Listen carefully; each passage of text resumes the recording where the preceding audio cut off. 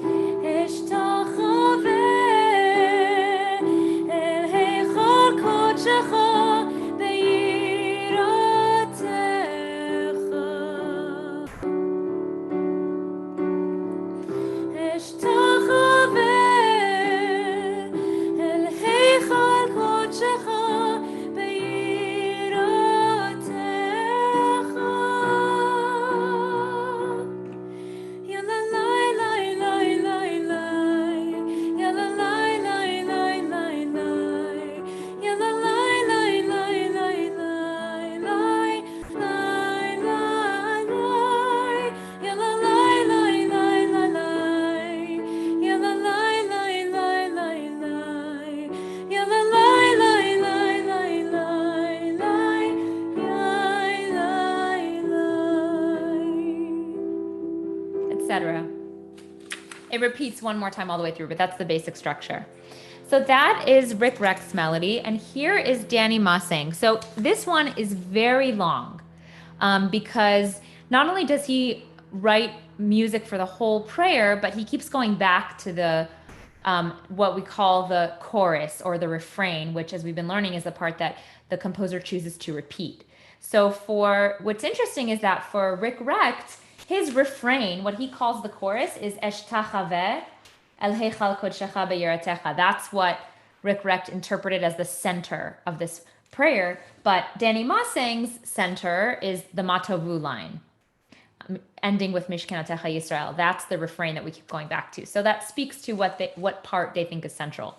All right, so what I'm going to do is I'm just going to sing for you, for the sake of time, just one chorus and one verse. And some of you have been hearing this melody at our Shabbat morning services, but I only sing the refrain, so I'm also going to sing one of the verses for you.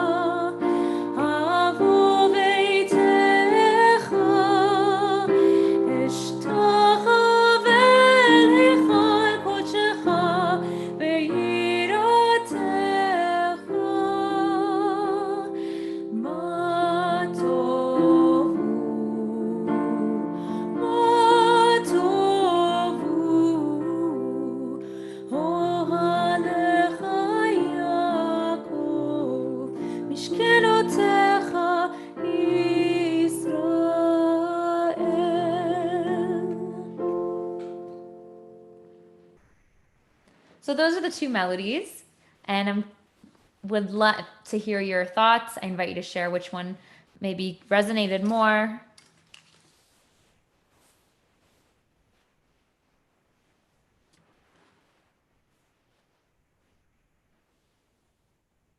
Ruth Ann, looks like. Oh, Ruth Ann, you're muted. Unmute Ruth Ann.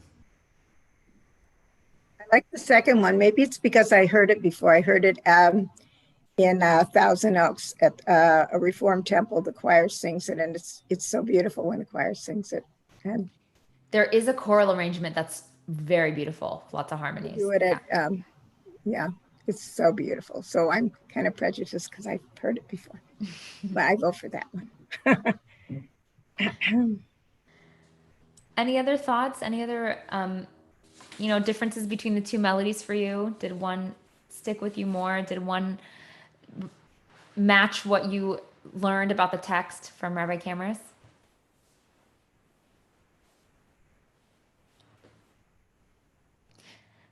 Barry? I got a dog problem right now. Okay. Well, I'll just share something. Okay, Paul. I think the second one has a little more grandeur to it. And so when you walk into the shul, if I heard something like that, I'd feel very moved, and even in a spiritual way. I mean, it's kind of like the choir in a church, if you will. It's a thrilling and moving experience. Thanks, Paul.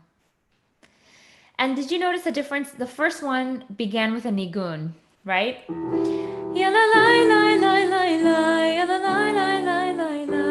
And how does that make it different to begin with a nigun rather than to dive right into the text?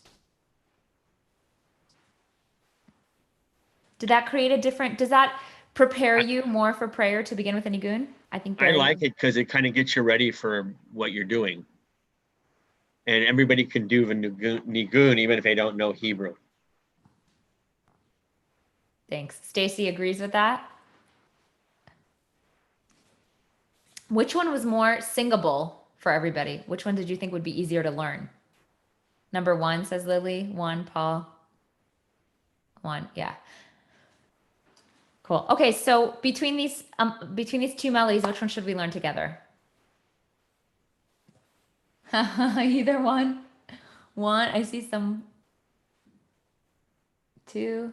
All right, I need to count because I can't. Rabbi, did you get a count? So if you want number one, raise your hand. Number one, raise your hand. 1, 2, 3, 4, 5, 6, 7, 8. Right? Was that 8? If you want number two, raise your hand, please. 1, 2, 3. Okay, I think number one wins. Okay. Cool. So let us begin with the nigun. I'll pull up the words once we get to the Hebrew. So, by the way, this is sometimes when male voices compose a piece, they don't compose it necessarily with a female voice in mind, not purposefully, but they're just doing it for their vocal range. So it tends to sometimes to be written, I have found, for higher voices. Maybe this is written for a tenor voice. Rick Recht has a little bit of a higher voice. So does everybody know, by the way, the 4 standard voices in a choir? Starting from highest, it's a soprano, then alto, and those are typically associated with female voices. So soprano is a higher voice, alto is a middle. And then for male voices, there's a tenor, which is the high voice, and then the bass, which is a low voice. There's also a baritone in the middle. So this is kind of a high, so I can transpose it down to teach it. I think that might be easier. Just give me 1 second.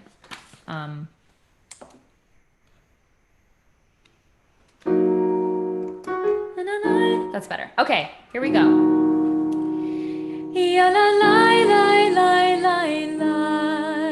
Kevin, you want to try? Sure. Ya la la la la la la. Ya la la la la la la. Ya la la la la la la. Good. Then it repeats again. Ya la la la la la la la. That extra note. Ya la la la la la la la. Good. Ya la la. Ya la la. Good. And then again. Ya la la la la la la. Try it. Ya la la la la la la. Ya la la la la la la. Ya la la la la la la. Ya la la la la la la la. Ya la la la la la la la. Lie, lie, lie. Yai, lie, lie. Good. Let's do that all together. So Kevin, you'll be on mute because we can't sing at the same time, but everybody please join along with me. Ya la lie, lie, lie, lie, lie. Ya la lie, lie, lie, lie, lie. Ya la lie, lie, lie, lie, lie, lie, lie, lie, lie. Ya la lie, lie, lie, lie, lie.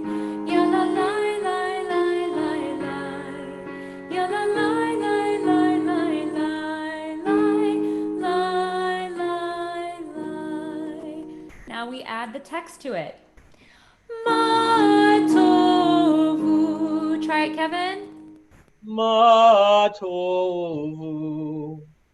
Ohalecha Yaakov. Ohalecha Yaakov. Mishkenotecha. Mishkenotecha. Israel. Israel. Vani. Vani. Berov chastecha. Berov chastecha. Avovei.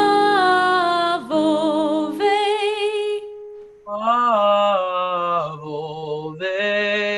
Techa. Great, everybody with me now. Ma tovu ohalecha Yaakov mishkenotecha Israel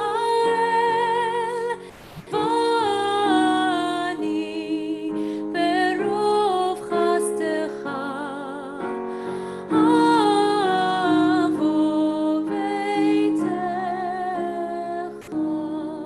Okay, before we move on, something to notice in pieces of music, liturgical music and all kinds of music, but especially liturgical music. How does the composer signify to us that this is the end of one section and we're moving to the next? If the notes go up, the composer is signifying that we're about to repeat. So we're about to repeat the melody. So when the composer says, Mishkenotecha Israel, our voices are going up. There's some anticipation, suspension. We're going to repeat what we just did. But when the composer brings the notes down, he or she is bringing them to a close and is bringing that section to a close. So,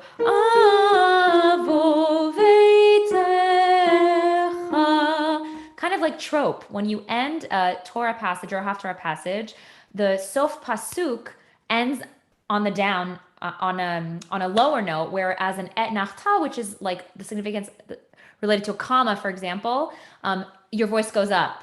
Da da da, Et Nachta, signifying that we're not done with the phrase yet. So it's the same thing in this kind of composed music. All right, we have just like two minutes to learn this third part, so just sing it with me.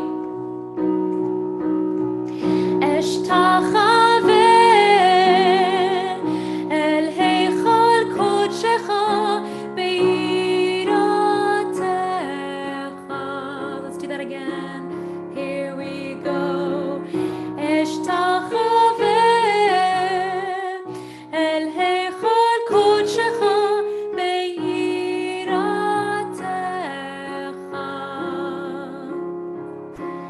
Again.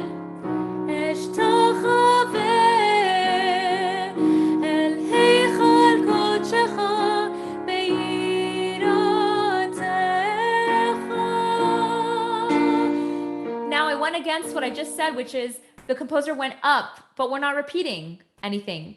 Why? Because we're going back to the chorus. So that can also happen. The composer can also take the voice up high and take the notes higher to take us back to the chorus. It doesn't necessarily have to be the end of the whole song. And it's not the end of the song, it's just the end of that phrase. Okay, so let's go back to ya la la la la la la ya la la la la la la ya la la la la la la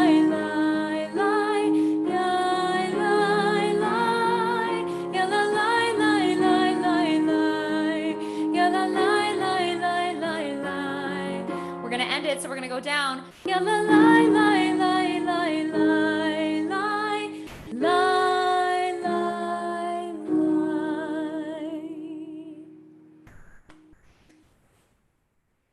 Well, that was awesome. There's so many melodies and it's such a beautiful prayer. We should come back one day to it and learn a couple more melodies. I put in the chat that he was the cantor at Temple Israel of Hollywood, and he was also the artistic director at Alonim during the summer. So thank you. Such beautiful singing. I wish and hope that one day we can come together so that we can learn how to sing all these and hear each other as we all sing together as a group in the future, God willing. For the moment, as I said, this is going to be a break. We're not going to have class next week or the week afterwards. Then we're off for July as well, but we will come back in August and we will take a look at the Machzor and some of the Tefillot in order to prepare ourselves for the high holy days. So enjoy the rest of your week, and hopefully I will see many of you on Thursday at our 12 o'clock lunch and learn. That's going to happen this week and next week. And then we're going to take a quick break and Saturday night for cocktails and next Sunday night for our Kahoot game and all sorts of other wonderful things coming up. So we wish all of you well. Have a great evening, and we will see you all soon. Thank you. Thank you. Thank you. I can't interject.